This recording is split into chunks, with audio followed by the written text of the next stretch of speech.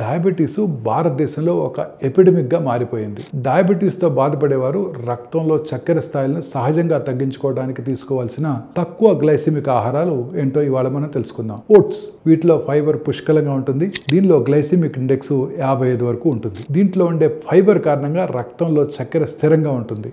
Millets మరియు barley diabetes ఉన్నవారు చక్కగా తీసుకోవచ్చు. వీటి గ్లైసెమిక్ సూచిక 45 నుంచి 52 మధ్య ఉంటుంది. మిల్లెట్స్ ఫైబర్ యొక్క అద్భుతమైన మూలం మరియు పోషకాలు కూడా కలిగి ఉంటుంది. మీ ఆహారంలో గోధుమలకు బదులుగా మిల్లెట్స్ ఎక్కువగా వాడండి. యాపిల్స్, బెర్రీ పండ్లు మరియు జామ పండ్లు సహజంగా చక్కెరను కలిగి ఉంటాయి. ఈ ఫ్రూట్స్ లో తక్కువ గ్లైసెమిక్ ఇండెక్స్ ఉంటుంది. వాటి గ్లైసెమిక్ సూచిక 30 నుండి 40 మధ్య మాత్రమే ఉంటుంది. బెర్రీస్ మరియు ఆపిల్స్ తినడం వల్ల టైప్ 2 డయాబెటీస్ ప్రమాదాన్ని కూడా తగ్గిస్తుందని చాలా అధ్యయనాలు వెల్లడించాయి.